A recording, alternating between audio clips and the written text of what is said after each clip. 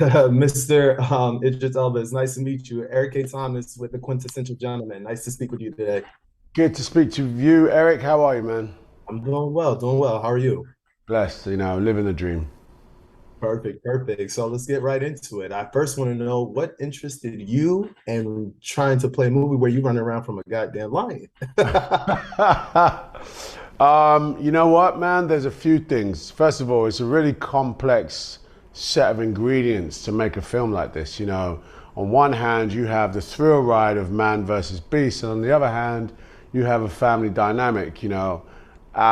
This could have been a story about a family that lose their mom and go to Africa, and it doesn't work out. But then you throw in a lion that's chasing them. That's a whole lot of gumbo. And so for me, working with Will Packer, again, this felt like a challenge. It felt like a challenge. He and I have made films together that have a cultural slant, and we try to make these sort of epic thrillers of situations that may not even be too commonplace for, black families. We try to make them relatable. And in this case, this is a really extreme story. So, look, I was interested because I've never done this before. I wanted to do something that was different. No, I definitely understand. What did you learn about survival by playing Nate Samuels?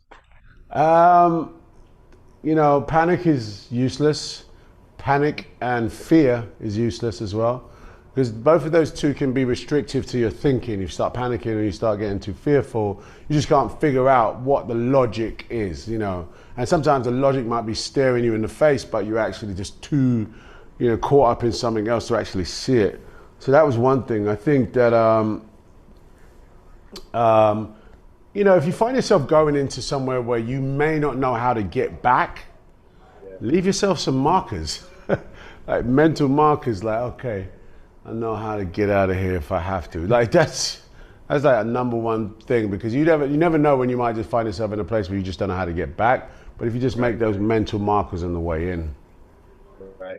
Perfect, perfect. So I know that a lot of this is CGI, but I did read that the director did bring in an actual lion. Were you around for that, and how was that experience? I was around, and the line only came a couple of times because it wasn't necessary to have him there. It was just there for certain light references, for the cinematographer and the special effects. So just understand what happens with the way this thing moves. I was there a couple of times, and yeah, it's incredible. The animal is a beautiful, majestic animal, but you don't want no beef with a lion. You just don't want that beef. You just got to stay away. Exactly, exactly. Now, what about fatherhood? Do you want people to get out of watching Beast? Look, man, it's a great question. Fatherhood in this movie does not look like a hero. You know what I'm saying? Like, my character does not look like a hero. He is practically running and screaming just like the girls. But guess what? He is a hero. He is fighting for his children. And he's fighting the only way he knows how. He don't know how to hold a gun. He don't know how to karate chop a lion. But he does know that he loves his children. And if he don't look cool trying to save them, then so be it. And that includes sacrificing himself to get eaten by this lion. Real talk, right? So for fatherhood, I think fathers can watch it and be like, look, man, you watch this movie and know that no matter how you have to show up, just show up. Don't matter if you don't have the big bouquet, just show up. That sometimes, especially when you have older children, it's a thankless task. She doesn't remember when she was 2 and you were like the idol. She doesn't remember that. But you're still her father and you remember her. So that's what I hope people, and that's a deep answer, but I hope people get a sense that, oh, this movie wasn't just about man chasing, man being chased by a lion. There's actually a theme there. Yeah. No, and I read in one of your past interviews, you spoke about making sure you listen to your children. And I wonder if this film, you're all in this together. So, the children seeing something in the daughter, I'm pretty sure it's not just you being a parent role and only making all the decisions and things like that, really being around.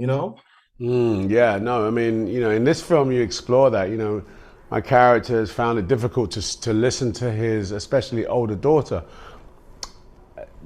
They're all surviving for their lives in this film. He has to listen to her, and she has to listen to him, and that's what's really, I love the symmetry of that. On the other hand, you know, we talk about the lion a little bit, but the lion has lost his family, and as far as he's concerned, human beings have done that to him, and you know, there is very little sort of, you know, room here. It's either me or you, and that's it. Yeah.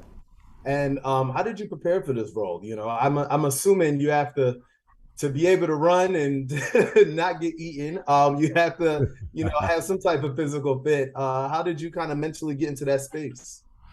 Yeah, I mean, you know, it's a layered approach. There are so many elements of this film that, you know, you rehearse the fight sequence now, then you rehearse it with the stunt operator, and then you rehearse it without the stunt operator. We shoot all of it like that together. Mind you, remember, my character doesn't know how to fight, so even though I was fit and ready to stay and take in, take out, it was really about, you know, him just looking like he has nothing left. So it was actually quite demanding mentally and physically. Awesome. Awesome.